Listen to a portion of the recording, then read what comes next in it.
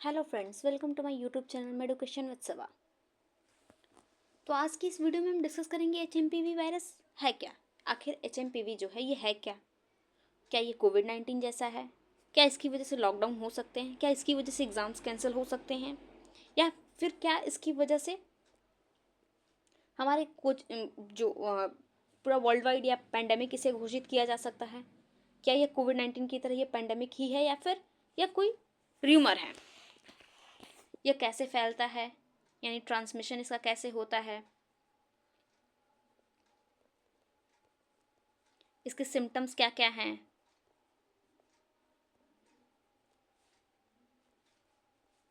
इसका प्रिवेंशन क्या है, या कह सकते हैं ट्रीटमेंट। यानी कि आज के इस वीडियो में हम ये डिस्कस करेंगे एचएमपीवी है क्या, क्या ये कोविड-19 जैसा है, क्या इसकी वजह से लॉकडाउन हो सकते हैं, क्या इसकी वजह से एग्ज़ाम कैंसिल हो सकते हैं, इसके सिम्टम्स क्या हैं, इसका ट्रांसमिशन कैसे होता है, इसके प्रिवेंशन के लिए हम क्या क्या कर सकते हैं और इसका ट्रीटमेंट क्या है। तो सबसे पहले देखते हैं एचएमपीवी है क्या। तो एचएमपीवी एक प्रकार का वायरस है, ये एक प्रकार का वायरल इन्फेक्शन है। और सबसे पहले और सबसे बड़ी चीज़ कि जो एचएमपीवी है ये कोई नया वायरस नहीं है। यह लगभग इसकी डिस्कवरी जो है 24 साल पहले यानी कि 2001 में इसकी डिस्कवरी हो चुकी है। और ये हमारे लिए बस नया है क्योंकि हमें ये अब पता चल रहा है कि हाँ एचएमपीवी वायरस की वजह से इतने लोग सफ़र कर रहे हैं इसके डायग्नोसिस की वजह से। वरना पहले लोग क्या है कि इसको नॉर्मल कॉमन कोल्ड या फ्लू समझ करके ही इसका ट्रीटमेंट करा रहे थे, एक सिम्टोमेटिक ट्रीटमेंट ले रहे थे। और एग्जैक्ट डायग्नोसिस की वजह से अब ये पता चला है कि नहीं, ये लोग जो हैं इनके अंदर ये कॉमन कोल्ड या फ्लू नहीं है बल्कि ये एचएमपीवी वायरस की वजह से इन्फेक्टेड हैं। ठीक है। और एचएमपीवी कोविड-19 जैसा सीरियस नहीं है या उसकी इतना सीवियर नहीं है। इसकी मोर्टालिटी रेट कोविड-19 के कंपैरिजन में काफ़ी कम है। इसकी वजह से इससे ज़्यादा हमें डरने या घबराने की ज़रूरत नहीं है। हमें बस कुछ प्रिकॉशंस फॉलो करने हैं जिस प्रकार से हम कोविड-19 में प्रिकॉशंस फॉलो कर रहे थे। एचएमपीवी वायरस में भी सेम वही कंडीशन है कि हमारी ये अपर रेस्पिरेटरी ट्रैक्ट को या फिर ये कह सकते हैं हमारे पूरे ये रेस्पिरेटरी ट्रैक्ट को इन्फेक्टेड कर रहा था। यानी कि अगर हमारा रेस्पिरेटरी ट्रैक्ट जो है यानी कि हमारे रेस्पिरेटरी सिस्टम जो है उसी को यह एचएमपीवी वायरस जो है इन्फेक्ट कर रहा है। और ये सबसे ज़्यादा किस में होने के चांसेस हैं, तो बूढ़े लोगों में यानी कि सीनियर सिटीजन्स में और अंडर 5 ईयर्स चिल्ड्रंस में।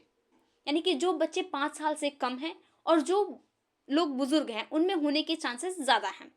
और उसके साथ ही साथ वो लोग जिनके अंदर पहले से किसी प्रकार की बीमारी या कोई इन्फेक्शन है तो उनमें होने के चांसेस ज़्यादा हैं। और चौथे उस टाइप के लोग जिनका इम्यून सिस्टम काफ़ी वीक है, उनमें होने के चांसेस ये ज़्यादा हैं। यानी कि ये 4 लोग जो हैं मतलब कि वो सस्पेक्टेबल हैं एचएमपीवी होने के, यानी कि उनमें ये एचएमपीवी हो सकता है। कुछ केसेस भी मिले हैं कि कोई 2 महीने की बच्ची है, कोई 8 महीने की बच्ची है जो एचएमपीवी से सफ़र कर रही है या उसे एचएमपीवी हुआ है। तो सबसे पहली चीज़ कि एचएमपीवी जो है हमारी कंट्री में ही था, ये चाइना से या फिर कहीं और से नहीं आया है। क्योंकि जो बच्चे मिले हैं जो एचएमपीवी से सफ़र कर रहे हैं उनका कोई भी इंटरनेशनल ट्रैवलिंग डाटा नहीं मिला है कि वो इंटरनेशनल ट्रैवल किए हो जिसकी वजह से वो उनमें अकर हुआ हो। और सबसे पहली चीज़ कि इसका इंक्यूबेशन पीरियड क्या है, तो इसका इंक्यूबेशन पीरियड जो है 3 to 5 डेज़ है। यदि आप मतलब कि यदि आप किसी एचएमपीवी के कांटेक्ट में आए हैं, किसी ऐसे पेशेंट के कांटेक्ट में आए हैं जिसको एचएमपीवी वायरस से जो सफ़र कर रहा हो यानी कि एचएमपीवी से इन्फेक्टेड हो, तो उसके 3 से 5 दिन मतलब 3 से 5 दिन बाद इसके लक्षण आप में दिखाई देंगे। 3 to 5 days, after 3 to 5 days आपके अंदर इसके सिम्टम्स अपीयर होने लगेंगे। और सिम्टम्स में क्या कौन कौन से सिम्टम्स आपको अपीयर होंगे,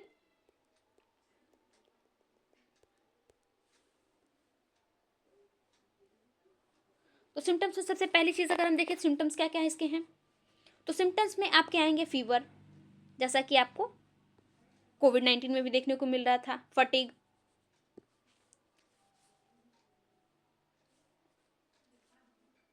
या टायर्डनेस कहें, ठीक है। उसके साथ आपको ब्रीथिंग डिफिकल्टी, उसके साथ साथ आपको एंजाइटी, यानी कि ऐसे कुछ सिम्टम्स जो आपको देखने को मिल रहे थे कोविड-19 में, सेम इसमें भी वही सिम्टम्स होंगे।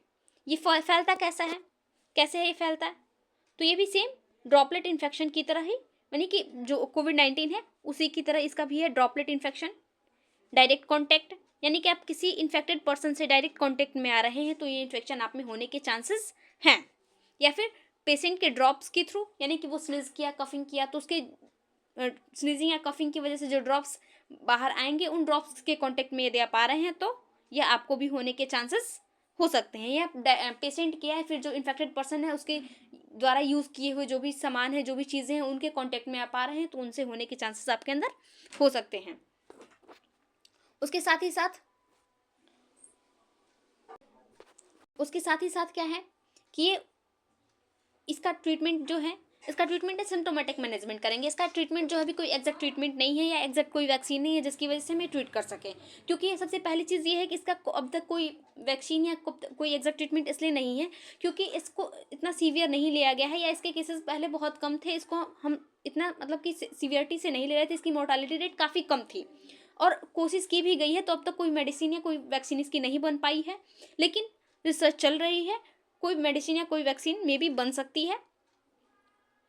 क्योंकि अब सबसे पहली चीज़ ये है कि इसका सीवियरिटी या मोर्टालिटी रेट कोविड-19 के कंपैरिजन में बहुत कम है, तो इस वजह से ये उतना सीवियर नहीं है। बस आपको कुछ प्रिकॉशंस फॉलो करने होंगे, कुछ प्रिवेंशन करने होंगे, कुछ प्रिवेंटिव मेथड, जो कि आप हैंड सैनिटाइजर का यूज़ कर सकते हैं, प्रॉपर अपना हाथ धुल सकते हैं, मतलब अपना टाइम टू टाइम आप हाथ धुलते रहें, और मास्क वियर करें, और लोगों से डिस्टेंस, यानी कि आप भीड़ भाड़ वाले जगहों से दूर रहें, भीड़ भाड़ वाले जगहों पर काफ़ी कम जाएँ, ताकि वहाँ पर आपका क्या है कि आपके अंदर भीड़ भाड़ जगहों पे नहीं रहेंगे। या फिर ये कह सकते हैं कि भीड़ भाड़ में एरिया में जाने पे अगर कोई पर्सन इस इन्फेक्शन से सफ़र कर रहा है तो आप में भी होने के चांसेस ज़्यादा होंगे।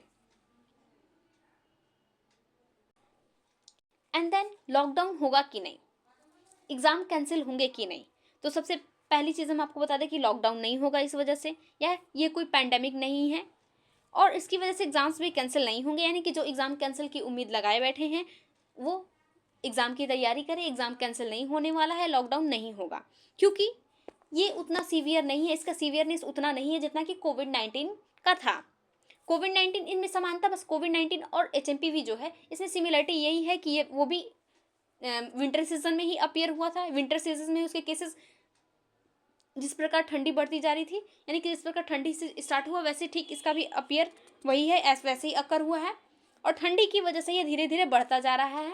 जैसे कि नॉर्मल सीजनल जो डिजीज कंडीशंस होती हैं, like as a common cold हो जाना, फ्लू हो जाना, रनी नोज टाइप की जो सिम्टम्स आते हैं लोगों में, कफिंग, स्नीजिंग, विजिंग साउंड, तो इस तरह की ठंडियों में इस प्रकार की डिजीज कंडीशंस अपीयर होती हैं लोगों में, और सेम वही चीज़ फिलहाल लोगों में अकर हो रही हैं। ये उतना सीवियर नहीं है जितना कि हमारा कोविड-19 था, तो इसकी वजह से लॉकडाउन जैसे होने के चांसेस नहीं है, और इसे पैंडेमिक भी घोषित नहीं किया जाएगा। आज तक के लिए इतना ही, मिलते हैं नेक्स्ट वीडियो में। Thank you.